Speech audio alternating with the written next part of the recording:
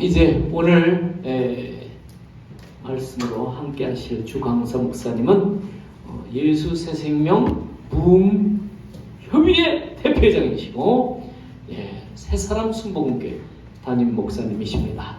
네, 이분은 그야말로 성김의 사역으로 전국 교회를 그렇게 많은 도움을 주면서 부흥회를 인도하신 그런 자비량 부흥사들 모임이십니다. 우리 한금천 목사님 할렐루야 외치며 박수로 환영합니다. 할렐루야.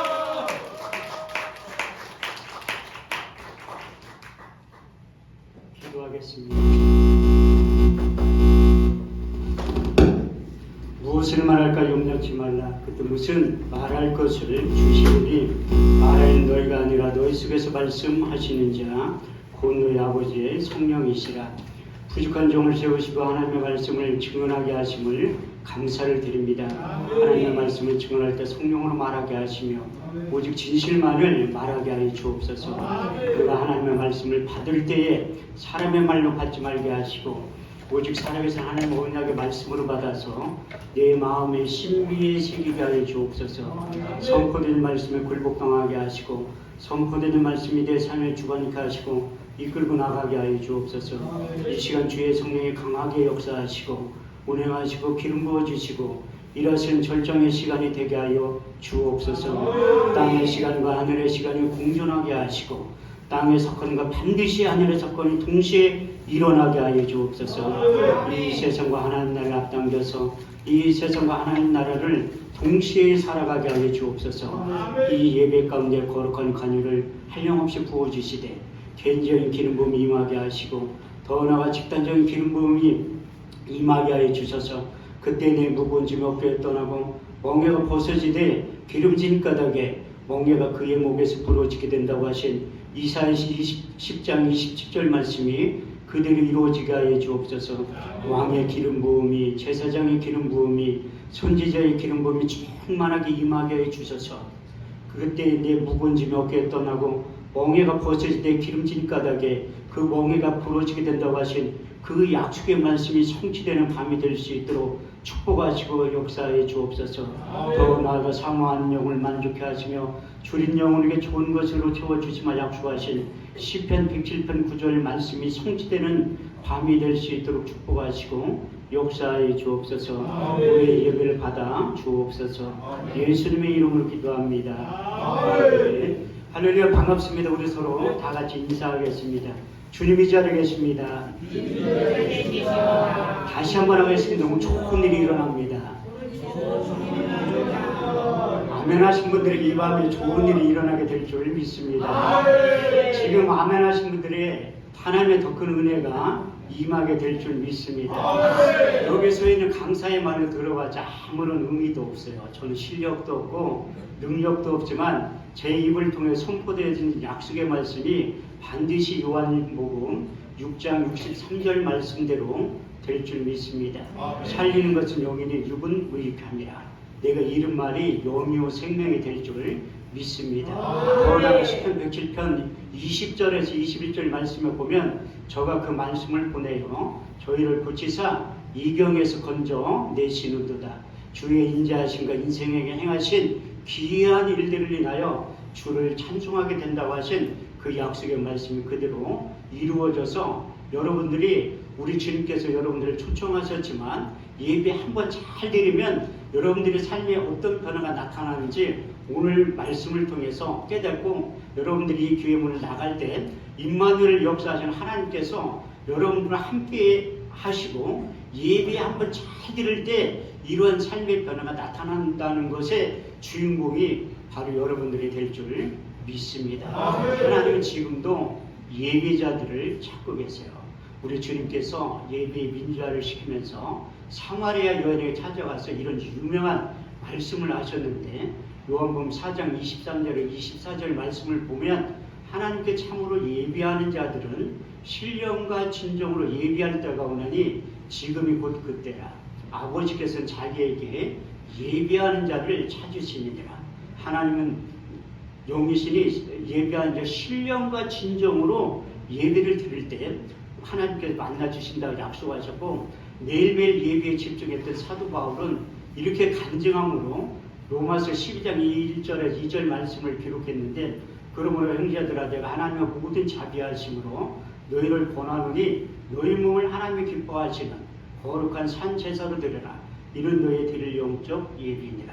너희는 이 세대를 본받지 말고 오직 마음을 새롭게 함으로 변화를 받아 하나님의 선하시고 기뻐하시고 온전하신 뜻이 어땠는지 한번 드려지는 예배를 통해서 신앙의 한번 활짝 열어지면 어제나 오늘이나 영원토록 동일하지 그 주님을 만나고 경험하고 체험하기만 하면 여러분들이 새 사람에 대해서 제2의 인생, 제3의 인생을 다시 시작하게 된다고 말씀하고 있습니다.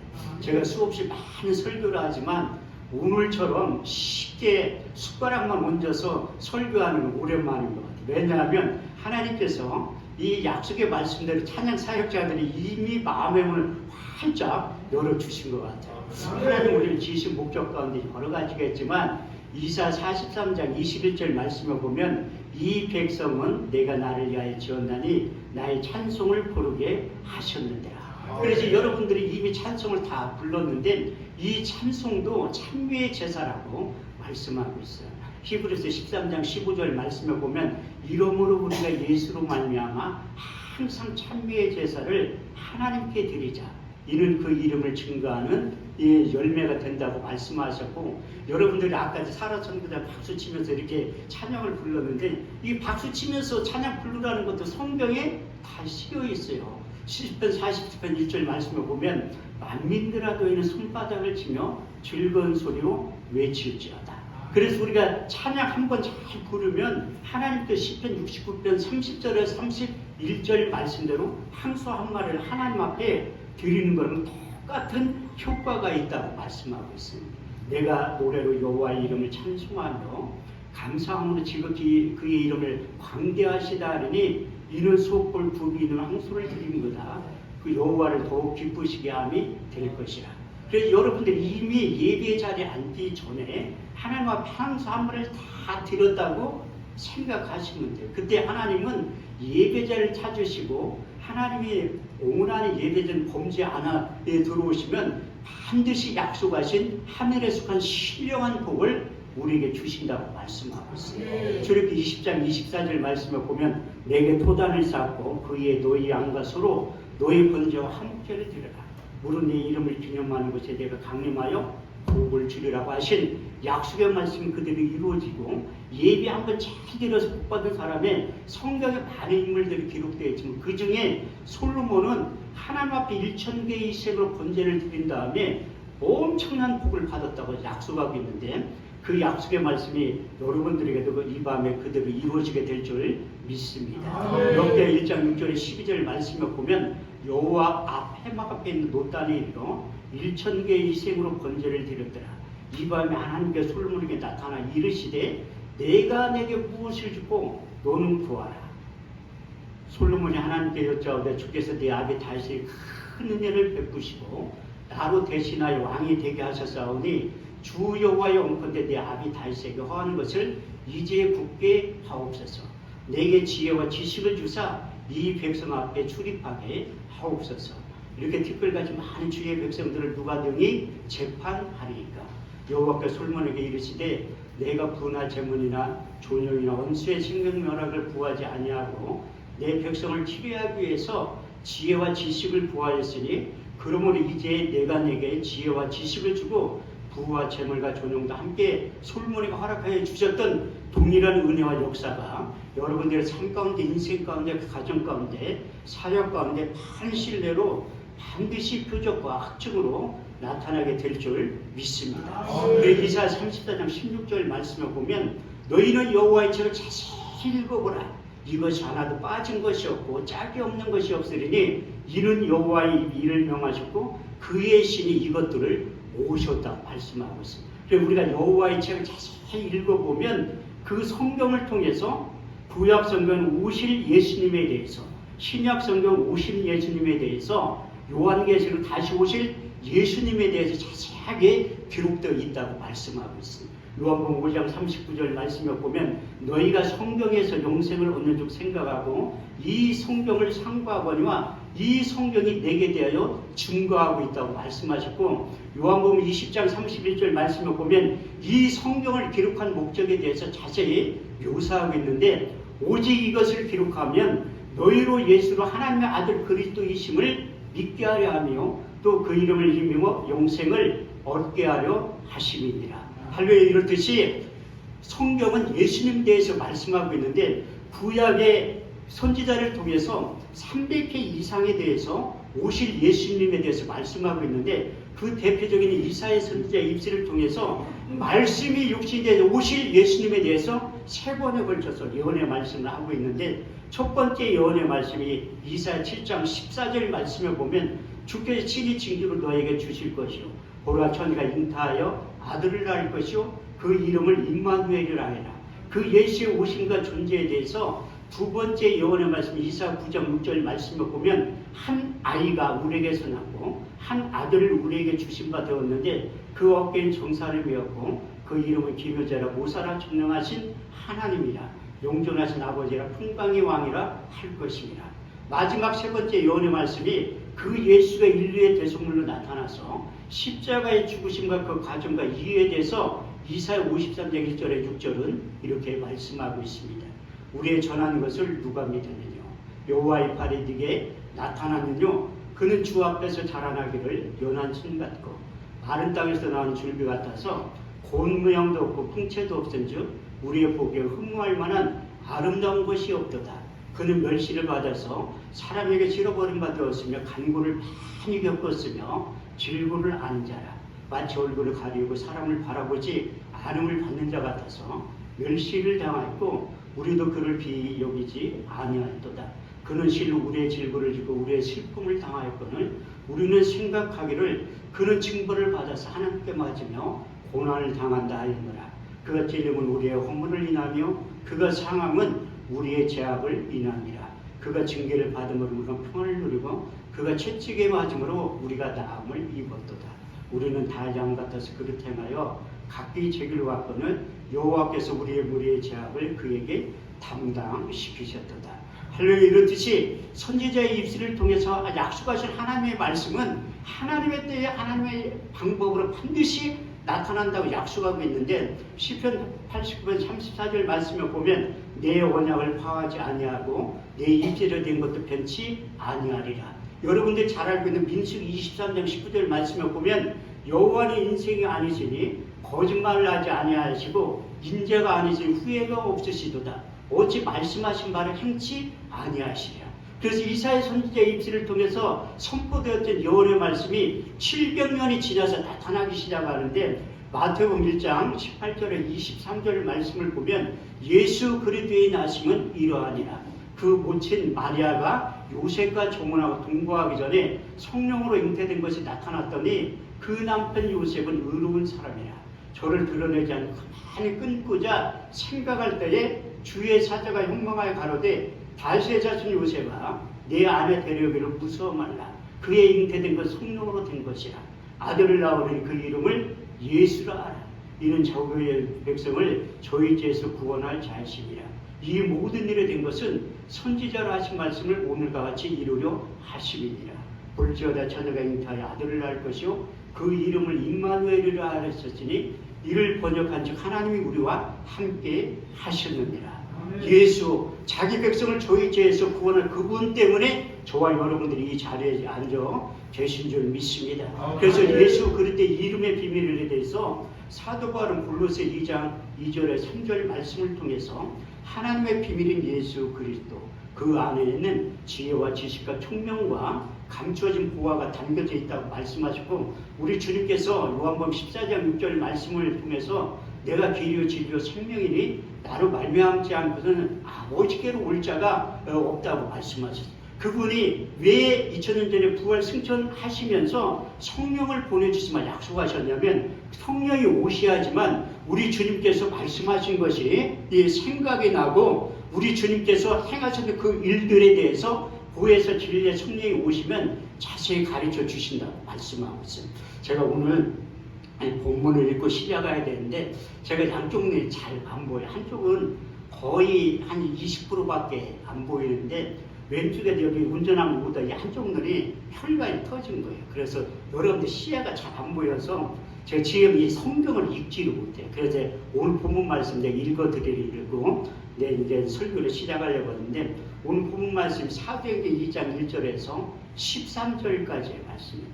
오순절날 이미 저희가 다 같이 한 곳에 모였더니 후련히 하늘로부터 급하고 강한 바람 같은 소리가 있어 저희 앉은 온 집에 가득하며 두레와 같이 갈라지는 것이 저에게 보여 각 사람의 이마에 있더니 저희가 다 성령의 충만을 받고 성령이 말하게 하심을 따라 다른 방언으로 말하기 시작하니라. 그때 경건한 유대인들이 천하 각국으로 가서 예루살렘에 우거하더니 이 소리가 나며 큰 무리가 모여 소동하여 가로되 보라, 이 말하는 사람들이 다 갈릴리 사람들이 아니냐? 우리의 각 사람이 난 곳 방언으로 듣게 되니 어찌 되면요, 우리는 다 바데이가 메데이가 엘레미가 메소포타미아 본도와 아시아 브르길라 밤빌리아 애국과 미 구레네에 가까운 리비아 여러 지방에 사는 사람들과 로마로부터 나그네 유대인과 유대교에 들어온 사람들과 그레데인과 아라비아인들이라. 우리의 각 사람의 난 곳 방언을 하나님의 큰 일을 말함을 들었다고 말씀하고 있습니다. 그래서 여러분들이 오늘 육체 가운데 성령의 기름 부음이 충만하게 임하면 하나님이 각자에게 말씀하시는 영의 소리, 하나님의 음성을 반드시 듣게 될 줄 믿습니다. 우리가 창세기 1장과 2장 말씀을 보면 우리와 하나님과의 관계의 정체성에 대해서 자세하게 말씀하고 있는데, 창세기 1장 27절에서 28절 말씀을 보면 하나님의 형상대로 사람을 창조하시되 남자와 여자로 창조하시고 그들께 복을 주시며 이르시되 생육하고 번성하여 땅에 충만하라. 땅을 정복하라. 바다의 고기와 공중의 새와 땅에 움직이는 모든 생물들을 다스릴 수 있는 능력을 주셨다고 말씀하셨고, 창세기 2장 7절 말씀을 보면 하나님의 흙으로 사람을 지으시고 그 코에 생명을 부어 주셨다고 말씀하고 있어요. 그래서 시편 기자는 창세기 1장과 2장 말씀을 인용하시면서 이제 우리와 하나님과의 관계에 대해서 4번에 걸쳐서 종이를 내려주셨는데, 시편 2편 7절 말씀에 보면 내가 내 영을 전하노라. 너희는 네 아들과 딸들이라. 내가 오늘날 너희를 낳았다고 표현하고 있고, 두 번째 시편 80편 6절 말씀에 보면 너희는 신들이며 다 지존자의 아들과 딸들이라고 표현하고 있고, 세 번째 시편 139편 13절 말씀에 보면 주께서 내 장부를 지으시며 내 모태에서 나를 조직하셨다고 말씀하셨고, 마지막 시편 139편 16절 말씀에 보면 내 형길이 이루기 전에 주의 눈이 보셨으며 나의 정한 날이 되기 전에 주의 책에 다 기록이 되었다고 말씀하셨어요. 우리 주님도 모세의 글과 선지자의 글과 시편에 능통하셨기 때문에 이 구약 성경을 인용하시면서 창세기 1장과 2장 시편을 인용하면서 우리와 하나님과의 관계에 대해서 이렇게 결론을 내려주셨어요. 요한복음 10장 34절 35절 말씀을 보면 너희 율법에 기록한 바 내가 너희를 신이라 하지 아니하느냐. 성경은 패하지 못하나니 하나님의 말씀을 받은 사람들을 신적인 존재, 영적인 존재라고 표현하고 있는데, 이렇지만 우리 인간들이 범죄함을 통해서 하나님의 영이 우리 육체 가운데 떠나갔다고 말씀하고 있습니다. 창세기 6장 5절 말씀을 보면 사람의 죄가 세상에 관영한가 그 모든 계획과 생각 항상 악한 것뿐임을 아시고 하나님이 사람 지으셨음을 한탄하신 다음에 창세기 6장 3절 말씀을 보면 나의 신이 영원히 사람과 함께하지 아니하리니 이는 그들이 육체가 됨이라. 그러나 그들의 나는 120년이 될 것이라. 그리고 우리 육체 가운데 하나님의 영이 떠나간 다음에 우리가 육신적인 존재, 정신적인 존재만 남아있기 때문에 하나님과 소통이 되지 않고 불통이 되는 이유가 뭐냐면 우리가 세상의 소리, 사람의 소리는 잘 들리는데 하나님의 소리, 영의 소리는 들리지 않는다고 표현하고 있어요. 그래서 하나님께서 전략을 바꾸시고 이제 육체 가운데 성령이 떠나갔지만 성령을 다시 보내주신다고 약속을 하십니다. 그 대표적인 선지자가 이사야 선지자의 입술을 통해서 이사야 32장 15절 말씀을 보면 내가 마침내 성령을 위에서부터 부어주리니 광야가 아름다운 밭이 되고 아름다운 밭이 살림으로 변하게 된다고 말씀하셨고, 그거보다 더 유명한 요엘 선지자의 입술을 통해서 요엘서 2장 28절에 29절 말씀을 보면 그 후에 내가 내 신을 남종과 여종들에게 부어주리니 너희 자녀들은 장래를 말할 것이요 너희 젊은이들은 한창을 보고 너희 늙은이들은 꿈을 꾸게 될 것이다. 이 약속을 아시고 우리 주님께서 말씀이 육신에 이 땅에 오신 다음에 마지막 공생애체요 마지막 부분에 가서 보혜사 진리의 성령에 대해서 4번이나 언급하고 있습니다. 첫 번째 언급하고 있는 장면이 요한복음 14장 16절에 18절 말씀을 보면 내가 아버지께 구하겠으니 그가 또 다른 보혜사를 너희에게 주사 영원토록 너희와 함께 있게 하시리니 저는 진리의 영이라. 이 세상은 능히 저를 받지 못하나니 이는 저를 보지도 못하고 알지도 못함이라. 그러나 너희는 저를 아나니 저는 너희와 함께 거하겠으며 또 너희 속에 계시겠습니다. 내가 너희를 고와 같이 버려두지 아니하고 너희에게 다시 오신다고 약속하셨고, 두 번째 요한복음 14장 26절 말씀을 보면 보혜사 곧 아버지께로부터 너에게 보내실 성령 그가 너희가 모든 것을 가르치시고 내가 말한 모든 것을 생각나게 하실 것이다. 많은 분들이 제가 집회를 끝나고 나면 머리가 상당히 좋냐고 물어봐요. 많은 분들이 성경 암송을 못하는데 목사님 어떻게 그렇게 성경만 인용하면서 설교를 하냐고 하는데 제가 머리가 좋아서 그런 게 아니라 내 육체 가운데 하나님의 성령이 전상껏 들어오셔서 생각나게 해주시는 거예요. 생각나게. 하도 제가 양평기도원에 집회 많이 할 때 목사님들이 금식하는 목사님 나한테 찾아와가지고 목사님 IQ가 몇이냐 한번 물어보더라. 자꾸 물어봐서 내가 그래 별로 안 좋다고 하니까 하도 그런 질문을 받아가지고 내 IQ 검사를 한번 해본 적이 있다니까요. 근데 이 결과가 IQ가 200 나왔어요. 그럼 상당히 좋잖아 머리가. 근데 이게 나 혼자 검사해서 200이 아니라 우리 딸하고 합쳐가지고 200이라. 내가 여기 계신 사라 선교사님보다 머리는 훨씬 나쁘잖아요. 근데 보혜사 진리의 성령이 오셔서 그 그리스도의 편지로 만들어 주신 거예요. 사도 바울도 그가 처음에 복음을 전할 때 유전적인 지식을 가지고 전했지만 인격적으로 우리 주님을 다메섹 도상에서 만나고 셋째 하늘에 갔다 온 다음에 그가 복음 전한 형식이 바뀌었다니까요. 왜냐하면 갈라디아서 1장 11절 12절 말씀을 보면 내가 전한 복음은 사람의 뜻으로 난 것이 아니오 사람에게 배운 것도 아니오 받은 것도 아니오 곧 그리스도의 계시로 복음을 전했다고 말씀하고 있어요. 항상 사도 바울이 주변 지인들에게 중보기도 부탁할 때 에베소 6장 19절 말씀을 보면 나를 위하여 구할 것은 내게 말씀을 주사 나로 입을 벌려 복음의 비밀을 담대히 알리게 하옵소서. 그래서 하나님이 바울에게 주셨던 그 능력을 저에게 주시고 이렇게 복음을 이렇게 전하는 거예요. 하나님의 말씀만 가지고. 세 번째 우리 주님께서 할 때 요한복음 15장 26절 말씀을 통해서 아버지께로부터 너희에게 보낼 보혜사 곧 아버지께로 나오시는 진리의 성령이 오실 때 그가 나를 증거하실 것이요. 그분이 오셔야지만 예수님에 대해 자세히 가르쳐주고 예수님이 말씀하신 그것을 생각나게 해주신다는. 그런데 제자들 깨닫지 못하니까 네 번째 요한복음 16장 7절 9절 말씀을 통해서 마지막 하신 거예요. 내가 실상을 말하노니 내가 떠나가는 것이 너에게 유익이라.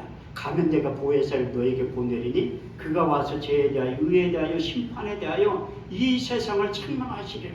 죄에 대하여 너희가 나를 믿지 아니하며 의에 대하여 내가 아버지께로 가서 너희가 다시 나를 보지 못하며 심판에 대하여 이 세상 임금이 심판을 받았느니라. 이 생전에 말씀하신 다음에 또 부활해서 이 땅에 40일 동안 계시면서 또 성령을 부어주셨다고 말씀하고 있습니다. 요한복음 20장 21절 22절 말씀을 보면 내가 너에게 평강이 있을지어다 아버지께서 나를 보내신 것 같이 나도 너희를 보내느라. 이 말씀을 하시면 저희를 향하여 숨을 내쉬며 가라사대 성령을 받아라. 나의 숨을 받으라고 외치신 다음에 사도행전 1장 4절 5절 말씀을 보면 사도와 같이 모이사 저에게 분부하여 가라사대 예루살렘을 떠나지 말고 내게 들은 바 아버지의 약속하신 것을 기다려라.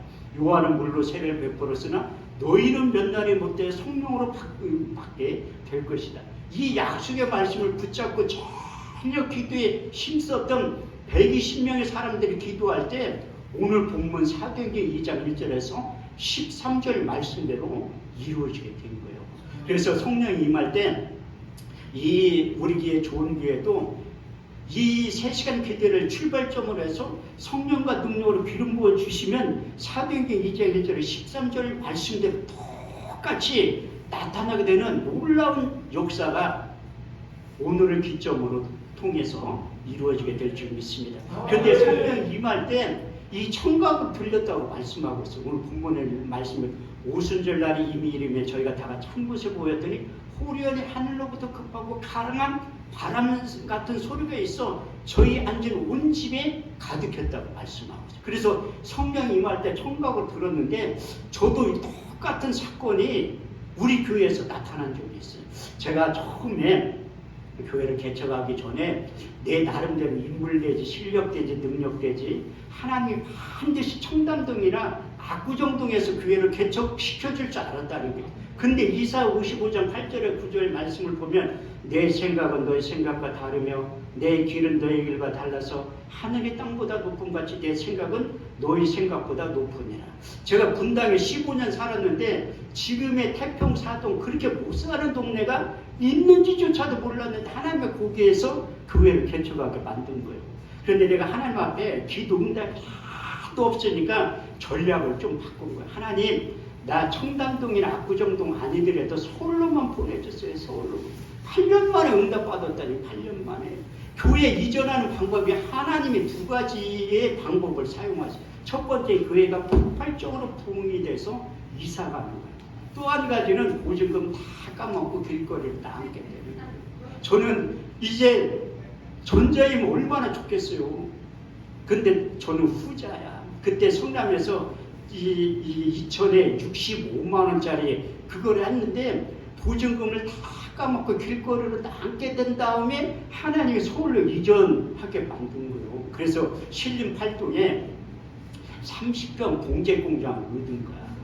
그런데 이전 예배 드리자마자 토요일날 드리고 주일날부터 저녁 때부터 부흥회를 하기 시작합니다. 개척교회가 살아남는 것은 매일매일 예배 드리고 기도하는 것 외에는 없어요. 그래서 국민일보에 350만 원짜리 8단 광고 외상으로 낸 다음에 40명의 강사를 불러가지고 매일 저녁 집회를 하는 거예요. 매일 저녁.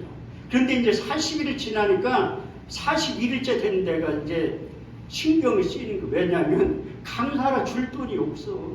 그래서 우리나라 가장 훌륭한 싼 강사를 모셔야 되겠다. 그렇게 생각했는데 그 사람이 누구냐면 한금천 목사라고 강사를 전혀 안 줘도 신경 안 쓸 필요가 없는 그 강사를 부른 거. 그래서 41일째부터 매일 예배를 드린 거예요. 매일 예배를. 근데 참 이 목회도 지혜가 있어야 되는데 우리 교회가 2층이거든요.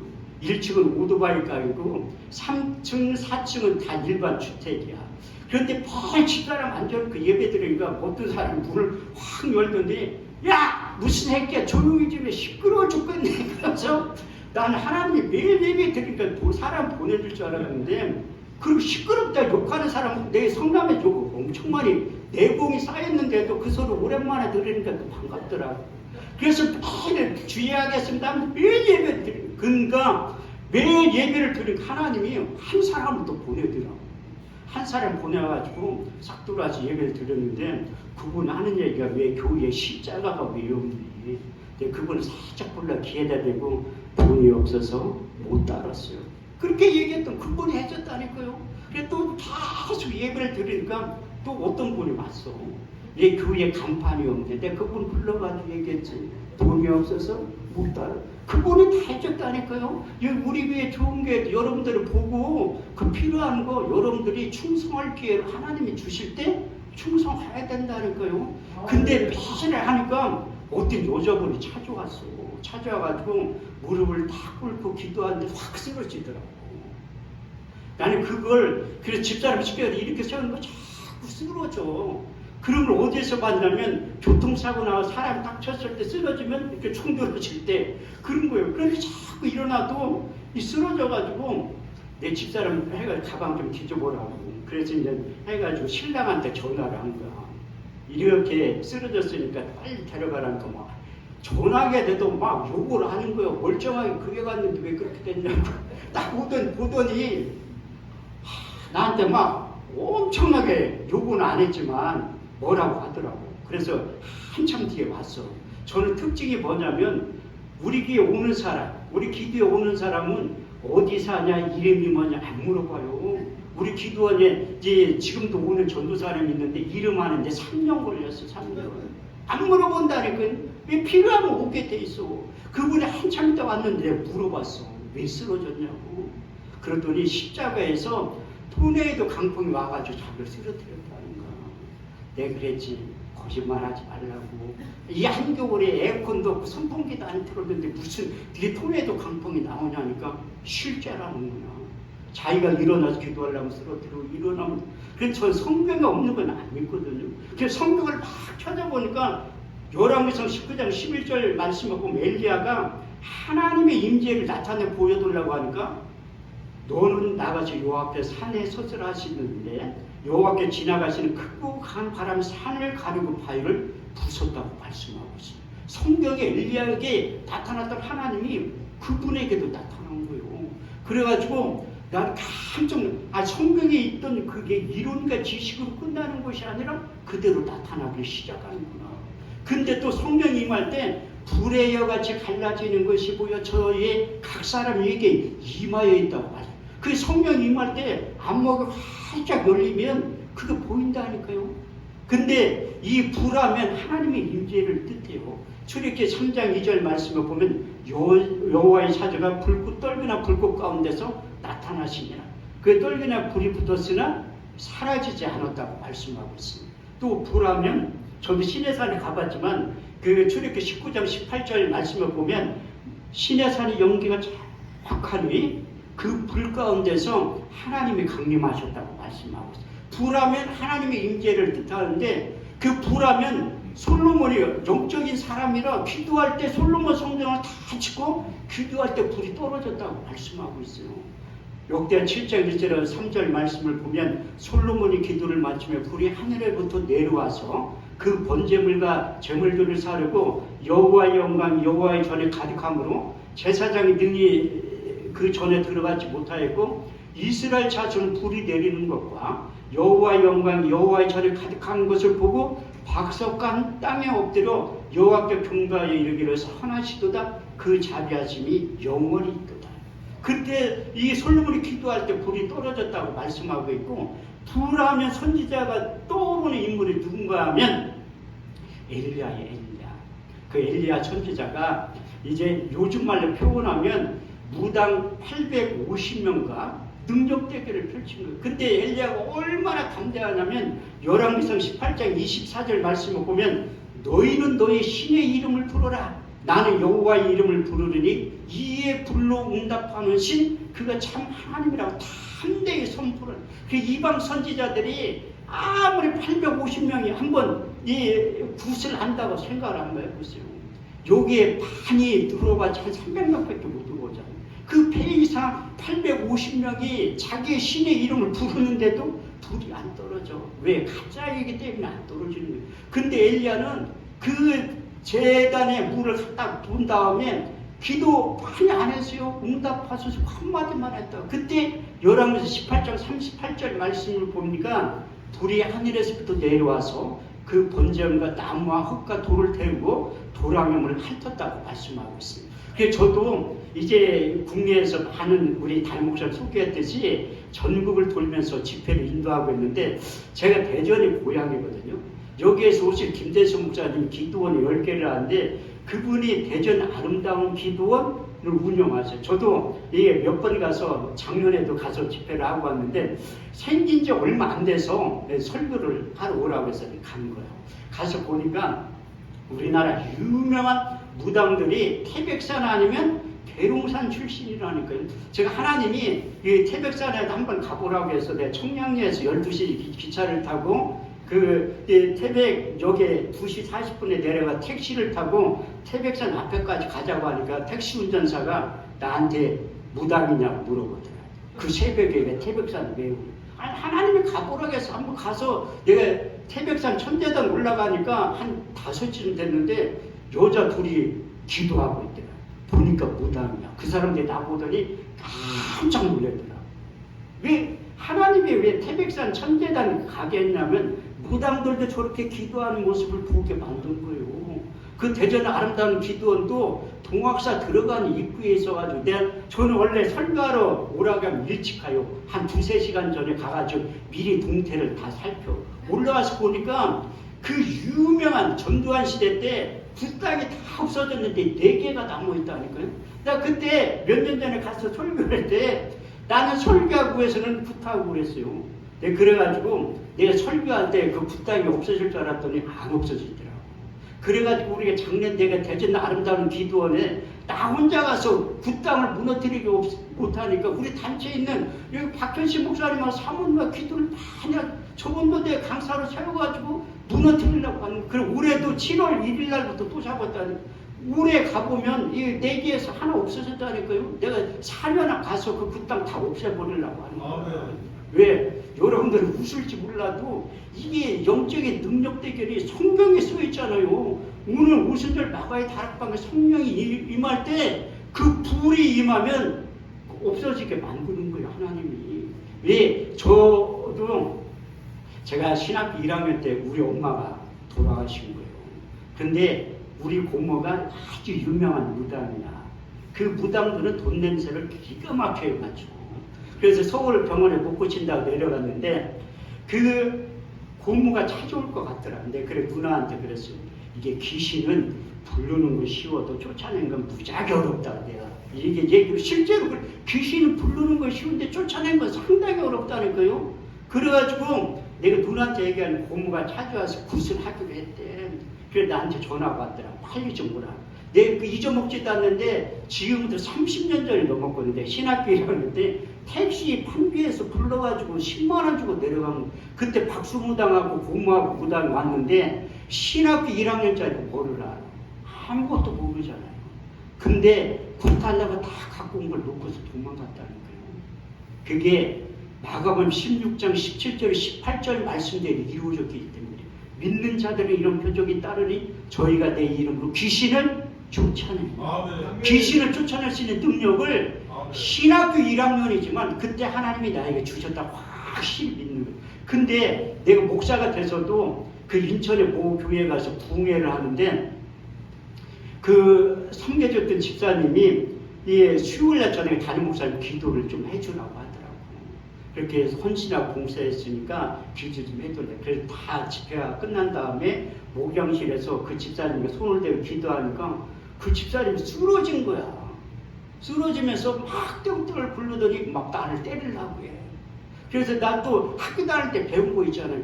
예수의 이름으로 병하느니 떠나가. 뭘 떠나가 안 떤다. 막 때리려고 하더라. 그래서 뭔가 한 가지 빠진 것 같아. 보니까 나사렛이 빠졌어. 나사렛 예수 그리스도 이름으로 명하는다. 올라가 안 나가지. 나 그때 우리 집사람 호텔에서 재워주고 싶어가지고 수요일날 예배 끝나면 와라. 내 프로트에 길을 바꿔놓고 갈 테니까. 그런데 집사람이 예배 끝나고 도착했다고 전화가 왔어. 그런데 퇴근한다고 하니까 그 목사님이 큰일 어떻게 이렇게 해놓고 나도 이게 처음 봤는데 그런 모습을 처음 봤는데 그 목사님이 더 놀래지. 아무래도 안 나가는 거야. 그래서 새벽 4시까지 하는데 나간 거예요. 왜? 성경에 써 있잖아. 마가복음 9장 20절 말씀을 보면 귀신이 예수를 보고 그 아이에게 심히 경련을 일으키게 하는지라. 그 아이가 꼬꾸라지며 굴며 거품을 흘렸다고 말씀하고 있습니다.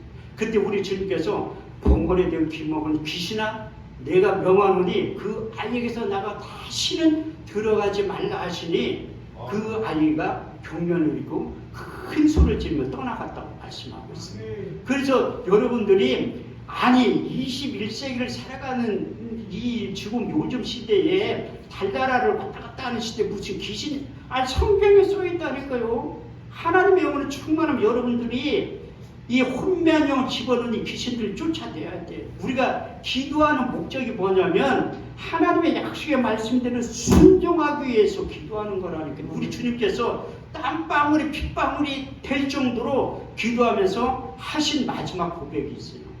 내 온대로 마옵시고 아버지의 온대로 하옵소서. 그래서 우리가 성령이 임할 때 바람 같은 성령이 임하는 것도 중요하고 불 같은 성령이 임하는 것도 중요하지만 결론은 저희가 다 성령의 충만을 받고 성령이 말하게 하심을 따라 지금 성경은 또 다른 언어로 말하기 시작하냐. 옛날 성경은 저희가 다 성령의 충만을 받고 성령이 말하게 하심을 따라 방언으로 말하기 시작하게 되었다고 말씀하고 있습니다. 그래서 이 성령이 마가의 오순절 다락방에 임한 이후에 3세기까지 활발히 운행하셨는데 성령 하나님, 인격적인 하나님이나 인정하고 환영하고 모셔줄 때만 우리를 끌고 다니며 사용하시는데 그 인정을 안 하니까 4세기부터 18세기 말까지 떠난 거예요. 그때 하나님이 소수의 사람들을 통해서 일하기 시작하는 거예요. 그때 찰스 팜 감리교 목사님을 택한 거예요. 그때나 지금이나 개척교회 목사님은 상당히 힘든 것 같아요. 찰스 팜 목사님도 나처럼 착각을 많이 한 거예요. 나는 교회 개척하면 3년 만에 1000명 될 줄 알았어, 성도들이. 근데 한 달 만에 이 세상을 가장 빠른 새를 발견한 거예요. 한 달 만에. 그 새가 무엇인가 하면 월세야. 주일 한 4번 예배 드리면 임대료 내야 돼. 임대료만 내 전기세, 수도세, 가스비도 내야 돼. 근데 참 지금도 난 착각 속에 살지만 찰스 팜 목사님도 착각 속에 사는 거야. 자기가 교회 개척하면 금방 몇천 명 될 줄 알았는데 현실이 아닌 거예요. 그래서 그가 철저히 회개하는 심정으로 성경을 새롭게 읽기 시작한 거예요. 어디에 성경을 읽었냐? 사도행전 읽기 시작한 거예요. 사도행전 1장 1절에 8절 말씀을 보면 데오빌러 내가 전에 쓴 글에는 예수께서 행하시며 가르치기 시작하신 것도 택하신 사도들을 성령으로 명하시며 승천하신 일까지를 기록하였느니라.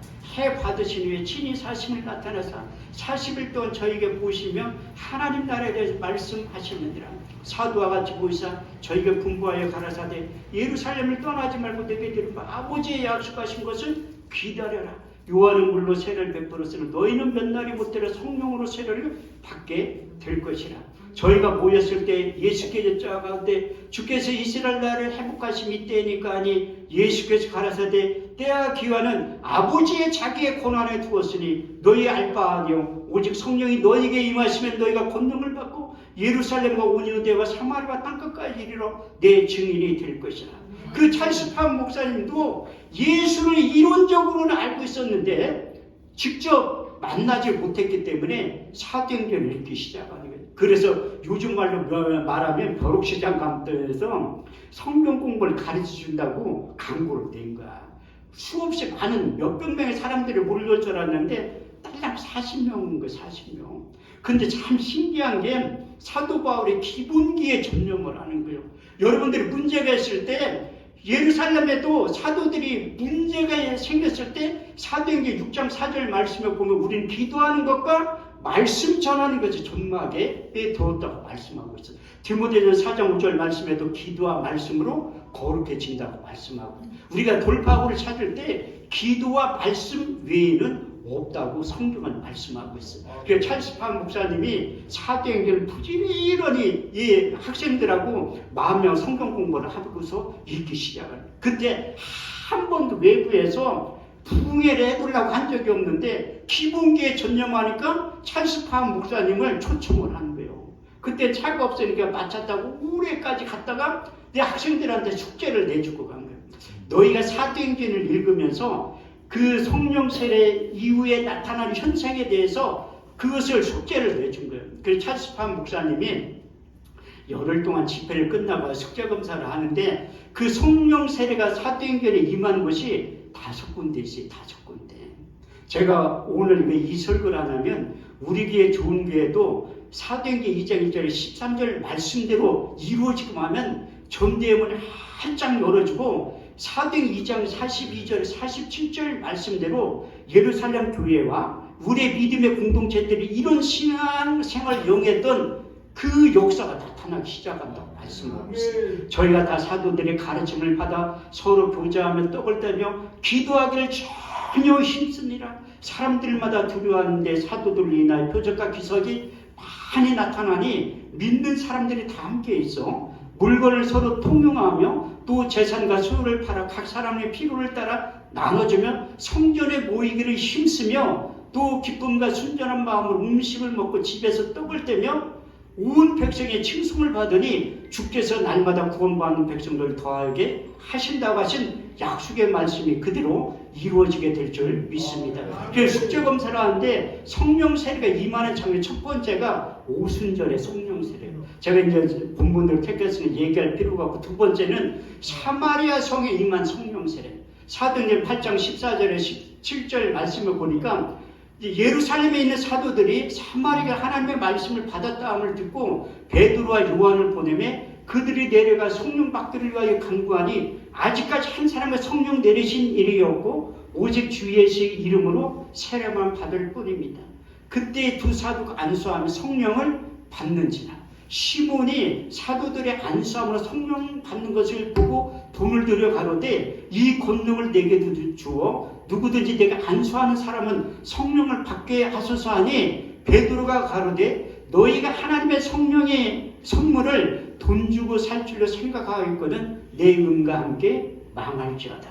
세 번째 성령 세례는 사울에게 임한 성령 세례. 사도행전 9장 17절에 19절 말씀을 보면 아나니아가 떠나 그 집에 들어가서 안수하여 가로되 형제 사울아 죽은 내가 내려오던 길에 나타나시던 예수께서 나로 보내어 너로 다시 보게 하시며 성령으로 충만하게 하신다 하니 즉시 사울의 눈에서 비늘 같은 것이 벗어져 다시 보게 된지라.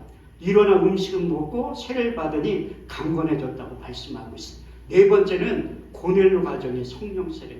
그 베드로가 고넬료 가정에게 가서 말씀을 전할 때 성령이 말씀 듣는 모든 사람에게 내려오셨다고 말씀하고 있는데 사도행전 10장 44절 46절 말씀을 보면 베드로가 이 말할 때 성령이 말씀 듣는 모든 사람에게 내려오시니 베드로와 같은 할례받은 신자들이 이방인들과 성령 부어주심을 인하여 놀라니 저희가 다 방언을 말하며 하나님 높이는 소리를 들었다고 말씀하고 있습니다. 마지막 다섯 번째 성령 세례가 에베소 교회에 임한 성령 세례.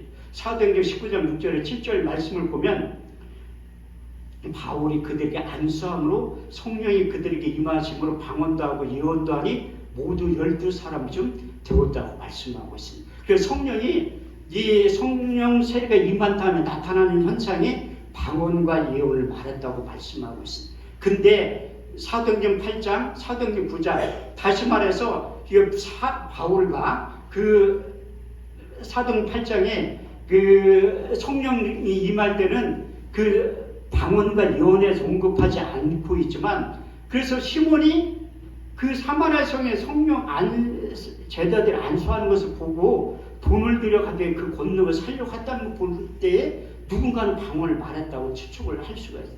그 사도행전 9장에도 바울이 방언을 말했다고는 기록되어 있지 않지만 고린도서 14장 18절 말씀에 보면 누구든지 나이가 너희보다 방언을 더 많이 말함으로 하나님께 감사하다고 기록한 거 보면 성령이 임한 다음에 방언과 예언을 말했다고 표현하고 있습니다. 그래서 이 약속 숙제검사를 한 다음에 41명이 모여서 기도하기 시작한다. 그런데 성령이 임하지 않은 거예요.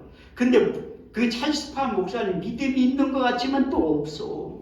근데 그 중에 가장 하나님의 어린 학생 아그네스 오즈먼 양을 택한 거예요. 그 학생이 찰스파한 목사님한테 찾아가서 목사님 나 안수기도 한번 해주세요.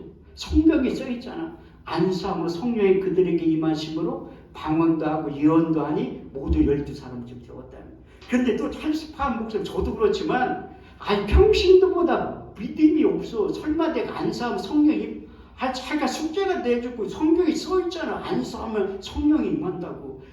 하도 아그네스 오즈먼 양이 보채니까 안수를 하는 거예요. 그때 성령이 임한 다음에 알아듣지도 못하는 말로 얘기를 하는 거예요. 고린도서 14장 2절 말씀을 방언을 말하는 자는 사람에게 하지 아니하고 하나님께 하나니 이는 알아듣는 자가 없고 그 영으로 비밀을 말함이로라. 어떤 분들도 저한테 찾아와서 방언에 대해 설교하면 목사님 알아듣지도 못하는 설교를 그 기도를 위한 성경에 써있잖아. 알아듣지 못한다고. 방언을 말하는 자는 사람에게 하지 않고 하나님께 하나니 이는 알아듣는 자가 없고 그 영으로 비밀을 말함이라. 그런데 알아들 수 있는 방법이 고린도서 12장 4절 11절 말씀에 있는 성령의 9가지 은사 중에 방언 통역의 은사를 받으면 알아듣는다고 써있잖아요. 그리고 또 고린도 14장 14절 말씀을 보면 내가 만일 방언으로 기도하면 나의 영이 기도하리거니와 내 마음의 열매를 맺지 못하네. 그러면 우리가 어떻게 알고 내가 영으로 기도하고 마음으로 기도하고 내가 영으로 찬송하고 마음으로 찬송하게 될 것이다. 그래서 우리가 영으로 하는 기도만이 우리의 속사함을 강건하게 한다고 말씀하고 있습니다. 그 방언 기도에 대해서 사도 바울만이 기록해 놓은 거예요. 고린도 14장 4절 말씀 방언을 말하는 자는 자기의 덕을 세운다고 말씀. 그 덕이라는 헬라어 원문에 보면 오이크 도문이라고 자기의 속사람의 집을 건축한다고 말씀. 우리가 속사람이 강건해지면 에베소 4장 13절에 14절 말씀대로 이 세상과 싸워 승리하게 된다고 말씀하고 있습니다. 우리가 하나님의 아들을 믿는 것과 하는 일이 하나가 되어 온전한 사람을 이루어 그릇되의 장성한 분량 충만한 데까지 이르리니 이제부터 우리가 어린아이가 되지 않아요. 사람의 개술과 간사한 유혹에 빠져 온갖 교훈과 풍조에 밀려 요동치 않게 하려 하시니라.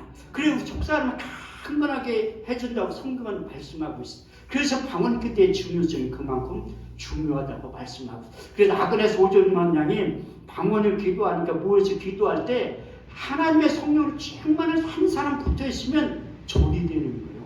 그래서 두 번째, 세 번째인데 가장 늦게 방언의 은사를 누가 받았냐면 찰스 파한 목사님이 받았다는 거예요. 그 소문을 듣고 3년이 지나서 그 LA에 살고 있는 흑인 목사 시무어가 캔자스 토페카 지역에 와서 기도를 받은 다음에 폭발적으로 성령이 운행하기 시작한. 그래서 그 아주사 거리에 폭발적으로 하나님의 영으로 감동을 받았던 그 선교사들이 평양까지 와서 평양 1907년도에 폭발적인 붐이 일어나기 시작하는 거예요.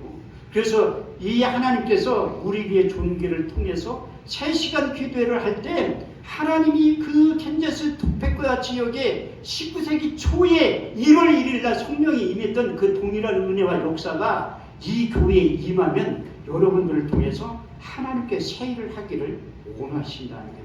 이사야 43년 18절, 19절 말씀으로 너희는 이전 일을 기억하지 말라. 옛적 일을 생각하지 말라. 보라 내가 새 일을 행하리니 이제 나타날 것이라. 너희가 정령이 그것을 알지 못하겠느냐. 내가 광야의 길을 사막의 강을 낸다고 하신 그 약속의 말씀이 여러분들의 삶 가운데 임하면 그대로 나타나게 된다는. 그래서 우리가 새 일을 하기 위해서는 하나님이 여러분들이 일을 시킬 때는 연장 은사를 다 주신다고 말씀하고, 너희가 무슨 일을 하려거든 하나님이 공급하시는 힘과 능력을 받아서 하라고 말씀하고 있습니다. 이사야 40장 29절 31절 말씀을 보면 피곤한 자에게 능력을 주시며 무능한 자의 힘을 도하시나니 소년이라도 피곤하며 곤비하며 장정이라도 넘어지며 자빠지되 오직 여호와는 악마의 새 힘을 얻으리니 독수리 날개치며 올라가면 같을 것이요 다른 박제라도 곤비치 않을 걸어가도 피곤치 아니하리라. 그래서 여러분들이 이 시간 그 설교와 마치고 통성으로 기도할 때 하나님께서 여러분들의 있어야 될 필요한 모든 것을 독수리 날개 새 힘을 공급해 주셔서 여러분들과 2024년도에 새 일을 하기를 원하신다는 거예요. 우리가 새 일을 하기 위해서는 우리의 내면의 질서가 바뀌어야 돼. 안 된다 부정적인 생각 하나님이 다 지운 다음에 에스겔 36장 26절에 27절 말씀대로 내가 너희 속에 새 씨를 주고 새 마음을 주어 너희 몸에 굳은 마음을 좌하여 버리고 부드러운 마음을 줄 것이면 너희 속에 일치한 마음을 주어서 하나님의 생각을 내 생각하게 되고 하나님의 뜻이 내 뜻이 되고 하나님의 일들이 벌게 느껴지지만 내 일처럼 자연스럽게 느껴지게 된다고 말씀하고 있습니다. 그래서 여러분들이 기도를 통해서 어제나 오늘이나 영원토록 동일하신 그 주님을 만나야 돼요. 매일 이평찬 목사님을 통해서 3시간 기도회를 출발을 하게 하셨냐면 하나님께서 아그네스 오즈만 양을 택해서 폭발적으로 전 세계 복음이 전파되었던 것처럼 이 교회를 통해서 이평찬 목사님의 사역을 통해서 섬기는 동역자들을 통해서 하나님께서 그 일을 하기를 원하신다는 거예요. 여기 지금 강사의 목사님을 통해서 하나님께서 이렇게 말씀하십니다. 이사야 41장 10절 말씀을 보면 두려워 말라 내가 너희와 함께하니라. 놀라지 말라 나는 너희 하나님이 됨이라. 내가 너를 굳세게 하리라. 참으로 내가 너를 도와주리라. 참으로 나의 오른손으로 너희를 붙들어 주신다고 하신 그 전능하신 하나님께서 여러분들이 기도하면 응답하신다는 거예요. 여러분들이 잘 알고 있는 예레미야 33장 2절에서 3장 말씀을 보면 이를 행하는 여호와 그것을 주어 성취하는 여호와 그 이름을 여호와하는 자가 이같이 말하노라. 너는 내게 부르짖으라. 내가 내게 응답하겠고 내가 알지 못하는 크고 비밀한 일을 여러분들에게 보여주신다. 우리가 기도하면 하나님이 응답하시고 우리가 기도하면 우리 주님이 자기 이름의 명예를 걸고 일하신다. 요한복음 14장 14절 말씀을 보면 너희가 무엇이든 내게 구하면 내가 시행하리라. 요한복음 16장 23절에서 24절 말씀을 보면 너희가 무엇이든지 아버지께 구하면 내 이름으로 주시리라. 너희가 이제까지 아무것도 구하지 아니하였으나 구하라 그리하면 받으리. 너희 기쁨이 충만하게 되리라. 우리가 기도하면 우리 주님께서 일하시고 우리가 기도하면 하나님께 응답하시는 것만 해도 고맙고 감사한데 우리가 미처 빼놓고 기도하는 것 성령 하나님이 우리를 대신해 중보 기도해 주신다고 약속하고 있습니다. 로마서 8장 26절에 27절의 말씀을 보면 이와 같이 성령도 우리의 연약함을 도우시나니 우리가 마땅히 빌 바를 알지 못하나 오직 성령이 말할 수 없는 탄식으로 저희를 위하여 친히 간구하시니라. 마음을 감찰하시며 성령의 생각을 아시나니 이는 성령이 하나님의 뜻대로 저희를 위하여 친히 간구하시니라. 그래서 여러분들이 이 시간 기도할 때 하나님께서 여러분들의 기도 제목을 다 아시고 1번부터 5번까지 반드시 응답해 주실 줄 믿습니다.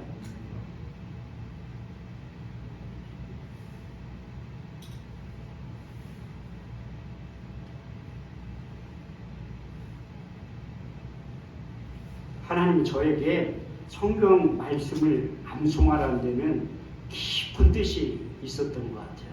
그래서 제가 고등학교 2학년 때부터 계속해서 암송을 시작한 30년이 넘게. 왜 하나님 내가 이렇게 시력이 안 좋아질 줄 누가 알겠어요. 그리고 지금은 이 글자를 못 읽을 정도로 시력이 악화됐는데 그래도 하나님 나 같은 사람을 쓰는 이유가 뭐냐면 그 과정을 겪기 때문에 내가 어떻게 보면 이 한쪽 눈 안 보이고 집회를 하러 다니는데 내 한쪽 눈 안 보인다고 하니까 은혜가 더 된다고 하더라고. 하나님은 장애인도 들어서 사용하는데 그래서 하나님이 내 그 과정을 내 이 간증을 왜 하냐면 여러분들이 하나님을 불러서 충성할 기회를 주실 때 하라는 거예요.